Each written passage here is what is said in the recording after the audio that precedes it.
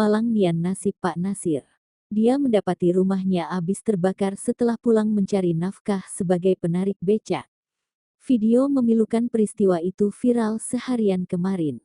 Dalam video yang direkam tetangganya itu, Pak Nasir terlihat sedang mengendarai becak tuanya. Di tepi jalan, banyak orang berkerumun. Dari jauh, raut Pak Nasir terlihat sudah cemas. Apalagi ada mobil pemadam di depan rumahnya. Setelah sampai, dia melihat para tetangga sudah berkumpul, menyaksikan rumah yang sudah rata dengan tanah, usai membantu memadamkan api. Tubuhnya menjadi lemas setelah tahu rumahnya sudah musnah dilahap si jago merah.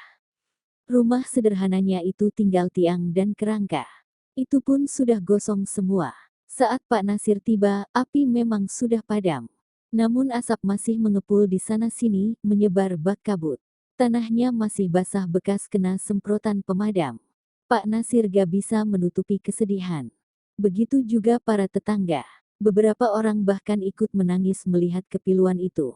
Apalagi Pak Nasir baru saja ditinggal sang ibu, satu-satunya keluarganya, yang meninggal dunia. Banyak warganet yang menuliskan simpati mereka kepada tukang becak asal Kabupaten Baru, Sulawesi Selatan itu, di antaranya selebgram Sabrina Hairunisa istri Deddy Corbuzier. Ada yang punya kontak rekening yang bersangkutan langsung kah?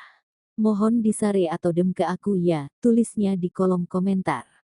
Tak sedikit warganet yang ikut mendoakan dan